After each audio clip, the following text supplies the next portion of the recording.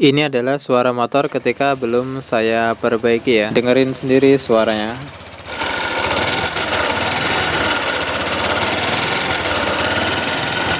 Nah, kasar sekali ya teman-teman ya. Kayak ngeletrek gitu mesinnya. Dan ini ketika motor udah saya benerin. Seperti ini suaranya ya.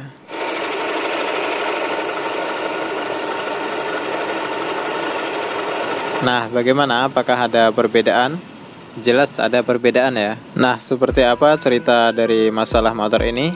Mari kita simak videonya. Jadi cerita motor ini, kata pemiliknya kemarin, motornya itu habis dibongkar mesin ya, habis turun mesin, katanya ganti piston, katanya udah ngasep motornya kemarin ya.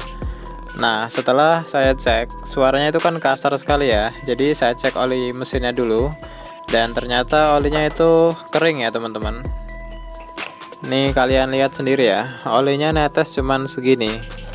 Ya saya sedikit nggak percaya ya, karena kan habis turun mesin, masa iya olinya habis. Padahal belum lama ya, baru 1 bulanan nih bongkar mesinnya kata orangnya. Nah saya nggak terlalu memusingkan ya, ini salah siapa. Jadi langsung saya putuskan motor ini terjadi kemacetan di bagian piston ya. Untuk memastikan hal tersebut, mari kita bongkar langsung motor ini. Ini saya buka dulu ya bagian radiator, kemudian bagian magnetnya. Untuk bagian magnet ini agak sulit ya teman-teman. Kalau buka dia perlu tracker khusus ya, karena biasanya sangat keras sekali. Ini kotor sekali ya bagian spoolnya. Nanti kita bersihkan juga ketika udah proses pemasangan. Untuk membuka bagian spool kita gunakan kunci L ukuran 5 ya teman-teman. Ini biasanya untuk bagian spool saya amankan seperti ini ya. Saya bungkus kain seperti ini untuk mencegah supaya tidak terjadi kelecetan di bagian gulungannya. Oke, jadi seperti ini ya tahap sebelum kita turunkan mesin. Ini spool dan soket saya ikat di bagian rangka biasanya ya. Kemudian untuk throttle body saya ikat di atas seperti ini. Kemudian untuk filter udara dan juga radiator ini kita buka semua ya. Kemudian di bagian sini untuk baut shock breaker kita buka ya. Dan sensor kecepatan ini juga kita buka. Tinggal kita turunkan saja mesinnya, kita buka baut supitannya. Jadi video ini sengaja saya buat durasi panjang ya, supaya teman-teman yang baru belajar seperti saya ini bisa mempraktekkan juga. Ini saya lagi proses nyabut baut supitan atau baut mounting ya. Dan jangan lupa kita buka baut pengunci rem belakang juga ya. Kemudian kalau udah kebuka semua, baru kita cabut baut mountingnya, dan mesin sama rangka akan terpisah. Nah seperti ini ya, mesin dan rangka udah kepisah. Tinggal kita bongkar bagian mesinnya untuk melakukan analisa kerusakannya. Oke, kita lanjut ke pembongkaran mesinnya ya. Ini kita bongkar dulu bagian water pumpnya ini. Dan ini selang radiator ini kita buka ya. Kita keluarkan airnya.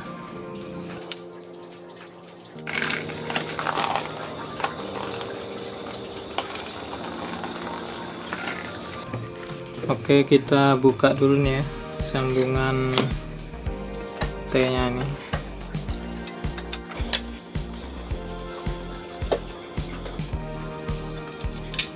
Untuk buka ini cukup kita buka 3 buah baut ini ya.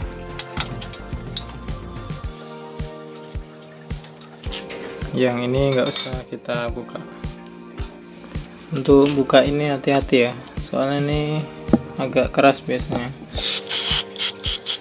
Kita congkel bagian sini.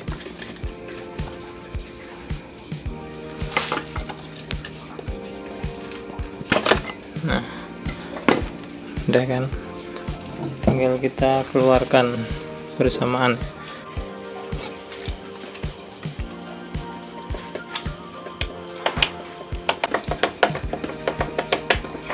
Nah seperti ini. Udah kan, masih lumayan kayak hasilnya, belum ada kebocoran, masih aman ya.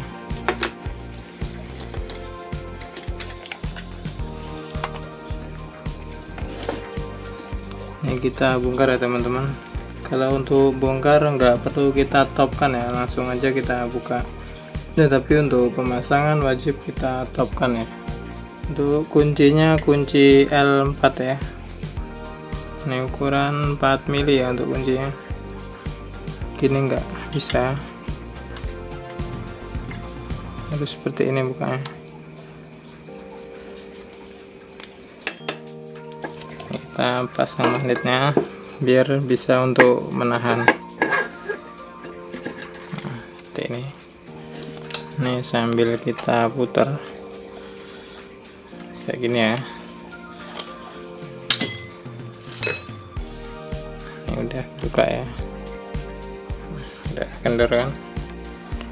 Kita buka satunya lagi seperti ini ya.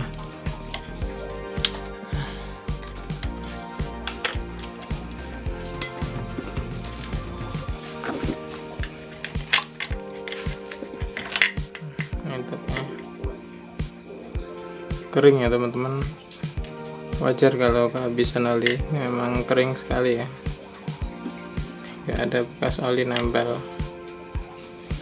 Oke, rantai kampret udah kebuka, kemudian kita pindah ke sebelah ya. Koil kita buka sekalian, cukup satu saja ya, kita kendorkan.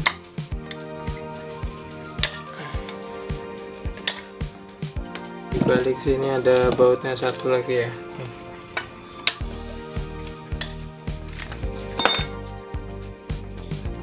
Ini sensornya kita lepas, tinggal kita pencet ya, pencet.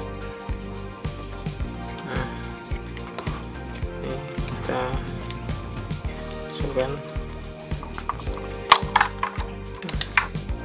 koil kita buka ya. Bautnya jangan lupa kita tempelkan lagi biar nggak hilang ya. Ini kita buka ya, empatnya. Kuncinya ini 14 sok ya, 14 ring juga bisa. 14. Kita buka saja.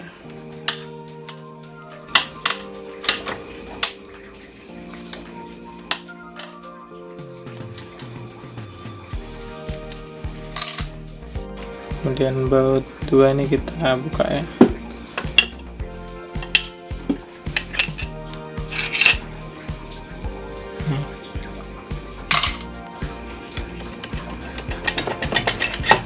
Seperti ini.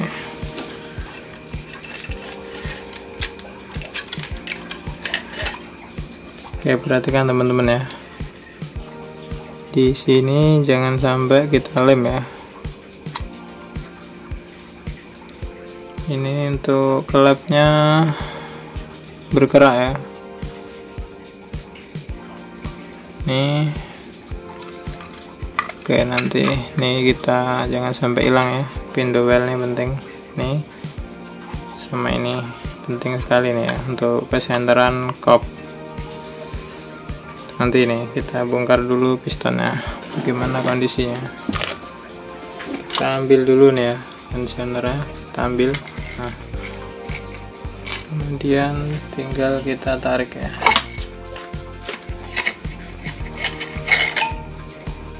Dalamnya kita lihat ya teman-teman. Untuk dalamnya ini baret ya, kelihatan nggak? Nah, ini baret.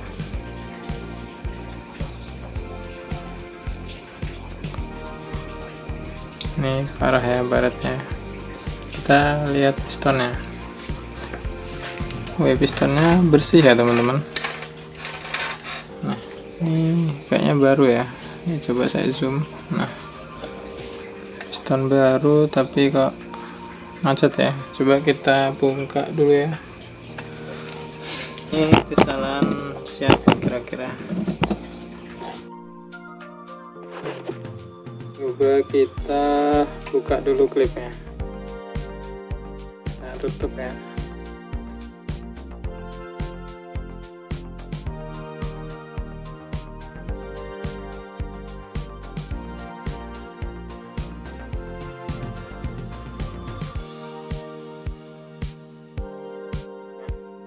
tinggal kita dorong ya. Nah bener ya analisa saya tadi teman-teman, ini pistonnya memang macet ya. Ini memang baru pistonnya, ini saya lap ya biar lebih jelas. Nah terlihat di satu sisi dia halus dan di satu sisi dia lecet ya. Ini masih oversize berapa nih? Oversize 25 ya. Berarti baru coulter satu kali nih. Ini terlihat ya di bagian in atau di atas dia lecet. Itu karena oli kering, jadi yang bagian atas itu terserang dulu ya karena kurang pelumasan. Yang di bawahnya dia masih licin, masih halus karena masih kena oli dikit-dikit ya. Ini saya cek juga untuk ring pistonnya, dan di sini terlihat ring pistonnya juga masih baru ya. Nih kelihatan masih ada angkanya. Berarti ini memang piston ini baru umurnya. Mungkin sekitar 1 bulanan lah ya, bener kata orang yang berarti. Kalau piston udah lama pasti dia akan hilang nih angka di ring pistonnya ini. Oke, ini saya lanjut di pengecekan silinder head atau silinder kop ya. Ini walaupun habis dibongkar, kita kan nggak tahu ya sejarah pengerjaan motor ini sebelumnya bagaimana. Jadi alangkah baiknya kita lakukan pengecekan ulang kembali supaya kita nggak kerja 2 kali ya. Soalnya untuk proses pembongkaran jenis motor radiator seperti ini lumayan ribet dan memakan waktu ya. Jadi untuk mengantisipasi ada kesalahan, kita lakukan pengecekan ulang. Ini kita buka dulu ya baut templarnya nih. Untuk baut templar atau baut rocker arm ini ukurannya 8 mili ya. Kita buka keduanya. Kemudian tinggal kita dorong pen templarnya, kita tarik. Nah mudah kan, kita tusuk pakai obeng seperti ini ya. Untuk pen templarnya masih aman ya, masih halus. Dan untuk templarnya juga nggak ada masalah sepertinya, karena tipe roller seperti ini jarang bermasalah ya, walaupun oli habis. Yang perlu diperhatikan di sini, kedua templar ini berbeda ya teman-teman.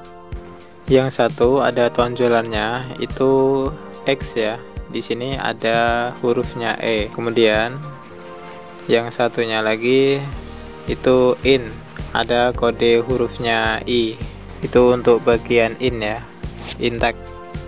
Untuk bagian noken asnya nih nggak ada masalah ya, masih aman untuk nokennya. Jadi kita langsung cek bagian klepnya. Untuk buka klep biasa saya gunakan kunci busi ya untuk nahan seperti ini.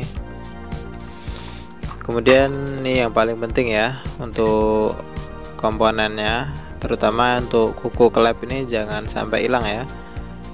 Ini kita wadahi wadah khusus ya supaya nanti enggak bececeran, bisa hilang susah ya nyarinya. Untuk pengecekan klep yang perlu kita perhatikan ini ya, untuk goyang kiri kanannya ini. Kalau goyangannya itu sedikit itu masih aman ya, kita tinggal sekir ulang aja udah beres. Ini kelihatannya udah disekir kemarin. Untuk kedua klep aman ya, untuk botolan klepnya nggak ada yang goyang. Untuk klep masih bisa digunakan ulang. Ini kita lakukan penyekiran nanti ya, kita bersihkan semua kerak-keraknya. Yang nggak kalah penting ini ya teman-teman, kita cek bagian seal klep. Nah ini kalau udah keras atau seal klep imitasi, wajib kita ganti baru ya, yang asli. Tapi ini masih bagus ya, ini juga seal klep asli, jadi nanti kita gunakan kembali. Nah untuk penanganan mesin berjenis radiator ada perlakuan khusus ya. Jadi kita harus memastikan kedua permukaan dari silinder head dan juga blok piston itu harus benar-benar rata ya. Nah kenapa harus rata? Karena jika pertemuan antara silinder head dan juga blok piston tersebut ada kerenggangan sedikit saja, pasti kerja radiator akan berkurang karena terjadi kebocoran ya. Dan juga biasanya motor akan susah untuk hidup ya. Dan satu hal lagi yang perlu diperhatikan untuk mesin jenis radiator, ini masalah penggunaan packing atau perpak silinder head ya, perpak yang seng ini. Jadi untuk per pak ini usahakan jangan kita lem ya. Kalau teman-teman susah nyari per pak yang asli yang baru, bisa gunakan cara seperti ini ya. Jadi per pak yang lama itu yang asli bawaan itu kita amplas, kita bersihkan sampai bersih, baru kita cat ulang ya, tapi menggunakan pilok yang tahan panas seperti ini ya, bukan pilok yang biasa ya. Dan masalah lem ini masih menjadi perdebatan ya, karena masih banyak teman-teman mekanik yang menggunakan lem ketika melakukan pemasangan packing radiator seperti ini. Tapi kalau saya lebih seneng cara seperti ini ya, daripada menggunakan packing yang imitasi. Kebetulan di sini itu agak susah ya nyari packing yang baru yang asli, mesti online dulu, jadinya saya gunakan cara seperti ini. Kemudian untuk masalah sekir klep, jangan terlalu lama ya kalau nyekir. Ini saya gunakan bor mungkin sekitar 1 menitan ya saya sekir, dan cukup gunakan ambril atau obat sekur yang halus saja. Oke. Nah, sekarang kita lanjut ke proses pemasangan ya. Ini pistonnya udah saya ganti baru, dan ini linernya udah saya kolter kemarin ya. Udah halus kayak baru lagi ya. Udah kinclong, nggak ada baretnya kan. Kemudian untuk silinder headnya, bagian ruang pembakaran ini udah bersih semua ya, udah habis disekir. Dan ini untuk klepnya. Kemudian kita harus pastikan ya permukaan dari blok piston ini udah rata ya. Ini saya ukur pakai penggaris seperti ini ya, dari sisi ke sisi kita lihat. Kalau masih ada celah renggang, berarti kita mesti ratakan kembali ya. Kita amplas di atas kaca atau kita seleb di tukang bubut. Ini udah rata semua ya, udah aman nih. Oke, kita lanjut ke pemasangan klep ya. Biasa saya lap dulu pakai tisu seperti ini ya, biar benar-benar kering. Kemudian saya semprot bagian ruang bakar ini dan juga bagian klepnya. Pastikan untuk seal klep terpasang dengan benar ya, dan gunakan seal klep yang asli. Oke, pertama kita lumasi sedikit ya batang klepnya dengan oli, dan pasang kedua klep secara bersamaan. Untuk pemasangannya kita siapkan bearing seperti ini ya, atau bisa gunakan benda lain, yang penting bisa nahan klep ini ya ketika kita dorong per klepnya nanti. Kalau udah kita tahan, pastikan klep ini enggak bergerak ya kalau kita dorong.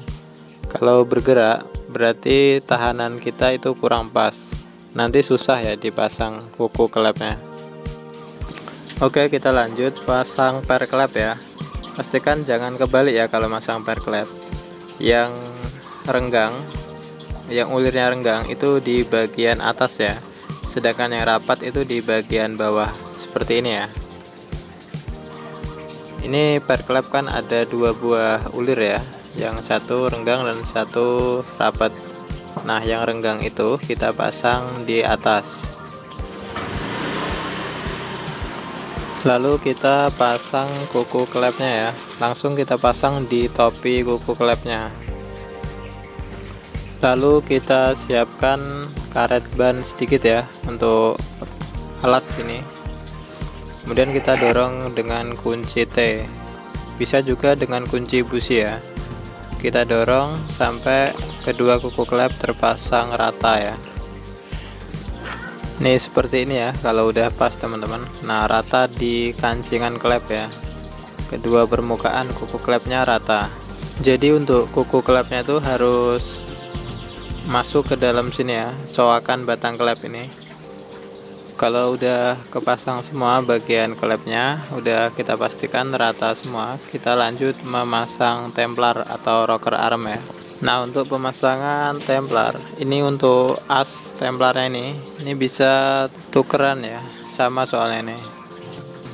Nah, yang paling penting di bagian ini ya, pemasangan templarnya ini jangan sampai kebalik.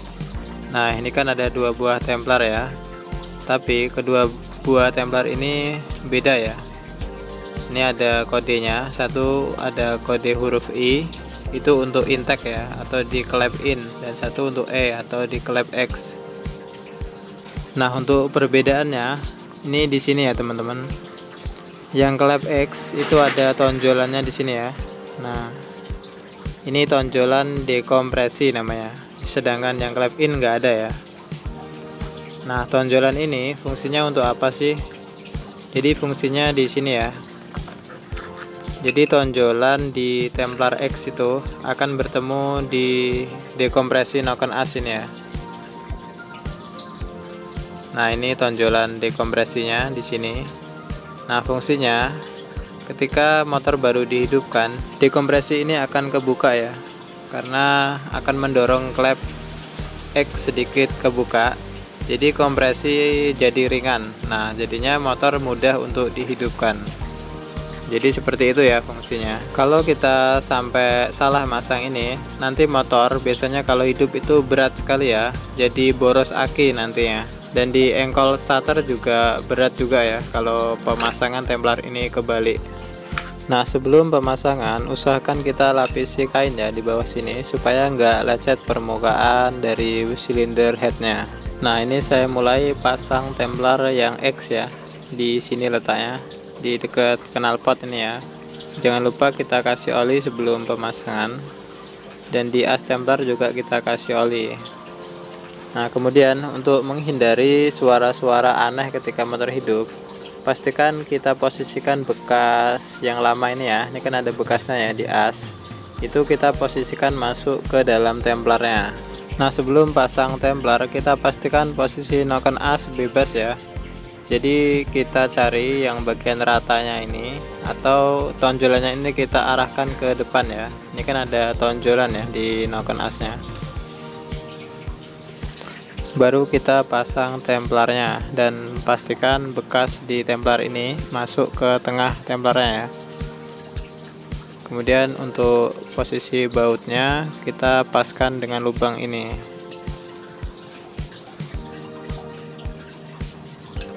Kalau udah masuk, lubang bautnya udah pas, baru kita kencangkan bautnya. Untuk pemasangan Templar yang satunya, prosesnya sama seperti tadi ya teman-teman. Nah, kalau udah kalian cek ya untuk Noken Asnya apakah udah bebas, bener-bener bebas motornya. Nah, ini bebas ya. Dia bisa bergerak. Nah, seperti ini. Nah, sebelum kita rakit, pastikan kita cek untuk kebocoran klepnya ya.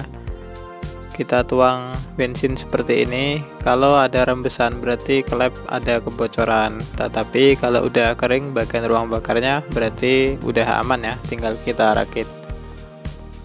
Nah, ini udah kering ya, nggak ada kebocoran. Kemudian yang perlu diperhatikan di pemasangan piston, ini di bagian ring ini ya. Jangan sampai celahnya ini saling ketemu. Ini celahnya kan pisah ya. 1, 2, 3, 4. Nah, pastikan posisinya jangan kebalik, oke. Nah, untuk pemasangan piston kita tutup dulu ya lubang mesinnya ini.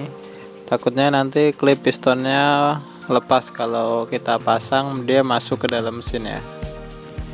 Nah, jangan lupa kita kasih oli di bagian stang seher di lubang piston sini dan juga di bagian pen pistonnya ya. Baru kita pasang, kita masukkan, kita paskan, kemudian kita pasang klip pistonnya. Kita pasang pakai tang seperti ini ya.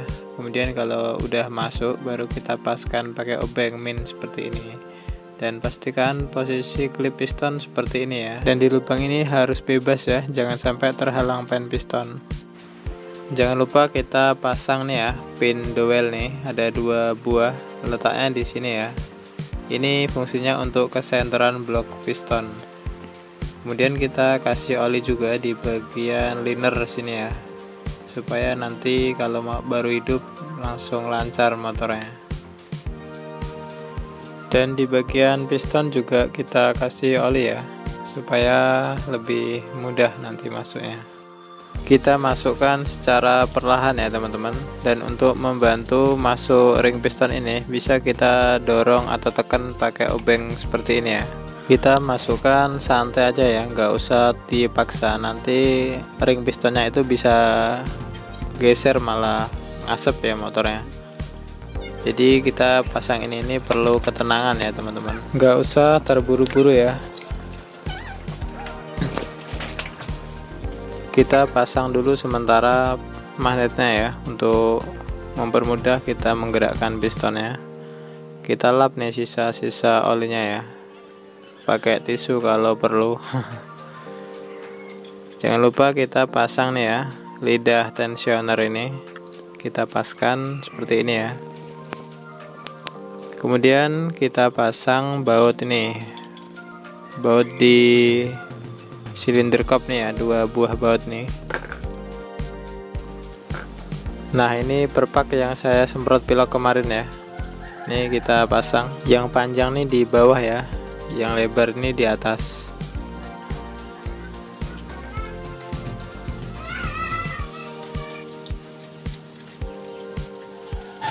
Dan jangan lupa nih pin dowel ya teman-teman, letaknya di sini, di bawah sini sama di atas sini ya. Kita paskan pin dowelnya, kita dorong pakai tang seperti ini kalau sulit.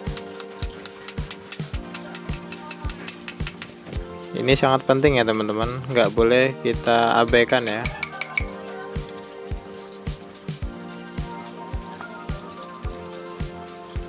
Kemudian baru kita pasang silinder headnya. Rantai kampratnya nih kita masukkan, kita paskan dulu. Baru kita tahan pakai obeng seperti ini ya. Nah kalau udah, tinggal kita dorong perlahan.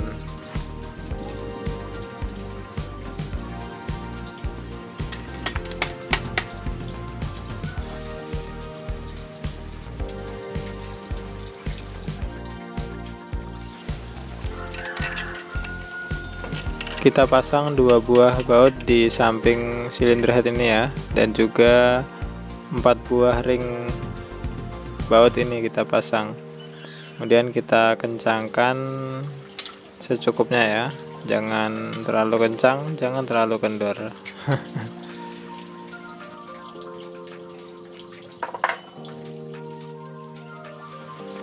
Oke, kita masuk ke tahap yang paling penting ya, ini tahap pengetopan. Ini perhatikan di bagian magnet ini ada garis ya, ini kita paskan sama tonjolan sini ya.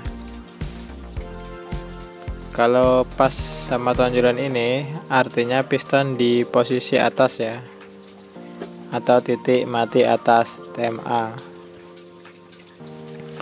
Nah seperti ini teman-teman, perhatikan ya, harus benar-benar lurus ya. Kemudian kita kendorkan setelan kampratnya atau setelan tensioner, kita buka dulu baut ini. Kemudian kita putar pakai obeng ke sebelah kanan ya, kita mentokkan sampai tertahan. Kemudian di noken as ini perhatikan ya, tonjolannya ngadep ke depan ya, dan posisinya bebas bisa bergerak. Kemudian di gigi sentrik kamprat ini ada bekas tonjolan ya, bener kan? Ini ke arah depan. Kita pasang dulu ya rantai kampratnya. Nah untuk posisi topnya seperti ini ya teman-teman, garis di gigi sentrik ini, garis atas dan garis bawah ini harus lurus sama garis tutup ini ya, ini kan ada garis ya. Nah harus lurus sama ini, sejajar. Kalau udah pas sejajar, kita cek di bagian magnetnya ya. Nah ini jangan sampai geser, dan juga di bagian sepi magnet ini harus pas ya. Kalau udah seperti ini, dipastikan posisinya top udah bener ya, baru kita pasang baut sentriknya. Kita pasang pakai tangan dulu ya, kita kencangkan pakai tangan dulu, baru tensionernya kita kencangkan, kita putar ke kiri ya. Kalau udah, baru kita tahan pakai magnet seperti ini, ngencenginnya. Nah seperti ini ya, sampai kenceng ya nih. Kemudian kita cek ulang ya posisi topnya, apakah udah bener. Nah, kalau seperti ini udah pas ya, ini udah lurus sejajar ya. Kita lanjut setel klepnya ya. Biasanya untuk klep in saya kasih celah sekitar 0,10 mili ya. Untuk standar ya, untuk Vario 150 ini in 0,10 dan X 0,25 ya. Kita setel sampai pullernya seret ya, jangan terlalu kendor. Lalu kita kencangkan baut setelannya dan kita tes lagi pullernya. Nah, seperti ini udah pas ya teman-teman, 0,10 mili untuk klep in. Dan untuk klep X saya kasih 0,20 ya, beda 5 mili dari standarnya. Karena biasanya kalau saya kasih 0,25 itu suaranya agak berisik ya, kecuali kalau motor ini motor baru beda ya. Ini kan motor udah pakai 3 tahunan ya. Sama ya, setelnya sama seperti tadi sampai seret ya pullernya, tapi nggak seret sekali ya teman-teman, masih bisa gerak dia. Kalau udah tinggal kita kencangkan bautnya. Ini kita tarik, dia agak seret sedikit tapi masih bisa gerak. Oke, udah pas semua ya. Kita isi oli mesin dulu ya. Habis itu kita tes naik enggak oli mesinnya. Kita buka dulu businya supaya ringan ya. Ini businya juga salah sebenarnya. Ini busi motor karburator ya, beda untuk motor injeksi itu. Karena motor ini enggak ada engkolannya, jadi ini saya pasang dulu ya mur magnetnya supaya nanti bisa saya puter ya. Ini saya puter pakai kunci 17T ya. Saya potong, saya puter pakai bor. Nah, perhatikan di lubang sini nanti akan keluar oli ya.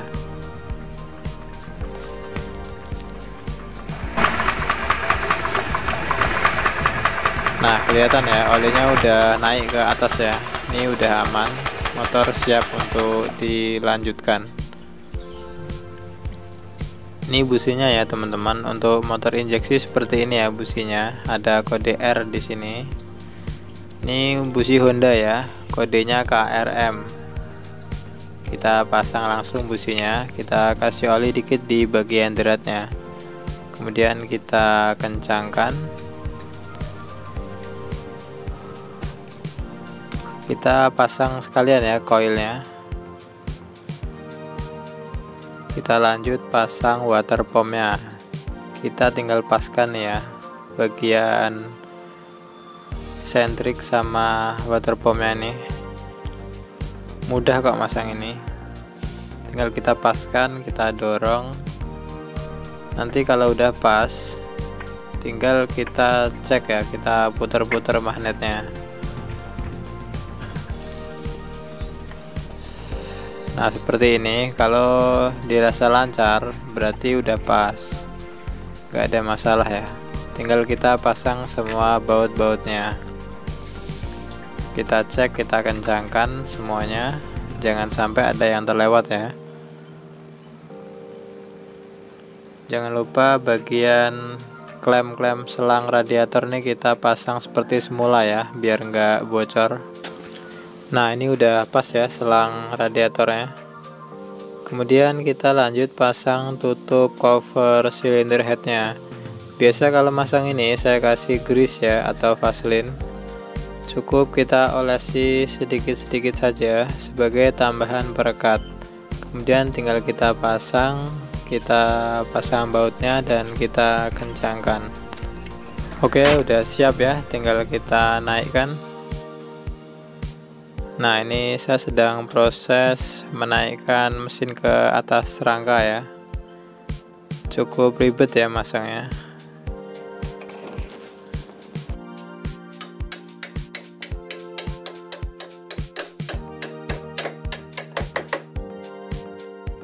Jangan lupa kita kencangkan sekalian bautnya.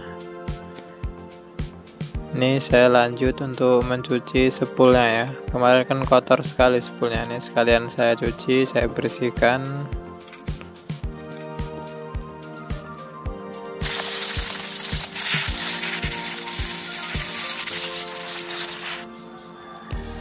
Oke, kalau udah bersih tinggal kita paskan di dudukannya ya. Kita kencangkan bautnya dan jangan lupa baut L di sini kita kencangkan ya. Kemudian baut plat penahan kabel ini kita pasang ya. Tinggal kita pasang magnet, kita pasang ring dan kita kencangkan murnya.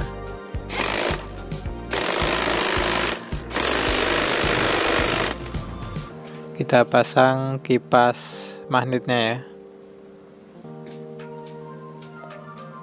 Kemudian kita lanjut pasang radiatornya. Kita paskan bagian klem-klem ini ya. Kalau udah tinggal kita kencangkan baut-bautnya. Kemudian kita lanjut pasang kabel sensor-sensornya ini ya. Kalau kabelnya udah beres kepasang, baru kita isi air radiator ini.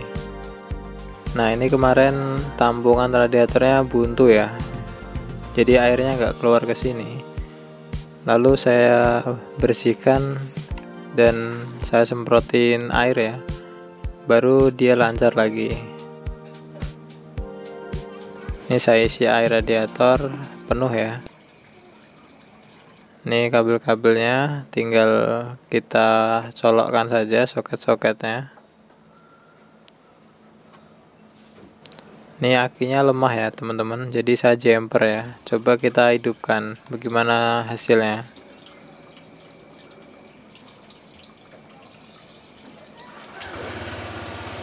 Akinya merah ya.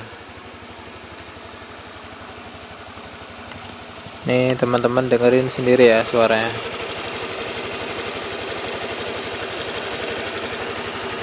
Yang suara tik tik tik tik nih suara ini ya, injektor ini ya. Nih, nggak apa-apa tuh, memang seperti itu. Ini lumayan halus ya mesinnya. Kemudian yang perlu kita perhatikan di bagian sini ya teman-teman, di bagian air radiatornya nih.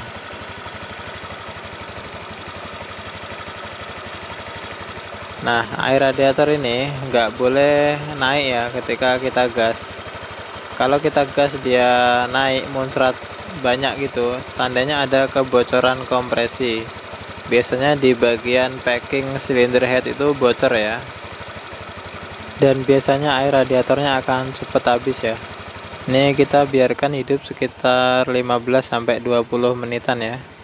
Ini saya pindah ke belakang karena berisik ya suaranya. Oke, ini udah jalan sekitar 20 menit ya.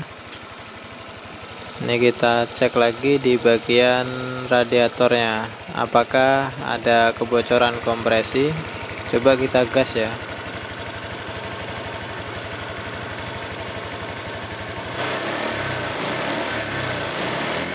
Kalau muncrat dikit nih nggak apa-apa ya teman-teman, ini getaran ya, bukan dari dalam mesin. Aman berarti ya. Nah, tandanya kalau nggak ada kebocoran, motor akan mudah sekali hidup ya. Coba kita hidupkan ulang, gampang nggak?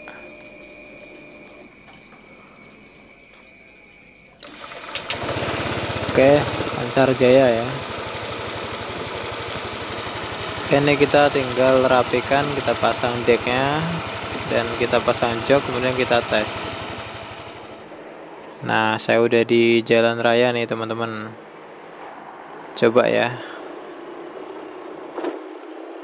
Untuk tarikan awalnya enak ya, nggak ada nyendat atau berebet, dan responnya juga sangat responsif sekali ya. Oke, jadi seperti ini ya. Ini udah saya pakai jalan sekitar 10 menitan teman-teman. Kita lihat hasilnya, apakah ada perubahan.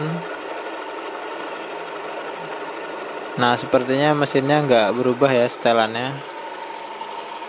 Dan kita lihat di bagian bawah sini nggak ada netes-netes oli atau air radiator ya. Tandanya udah aman sekali nih motor. Oke, jadi tak ada rahasia untuk menggapai sukses.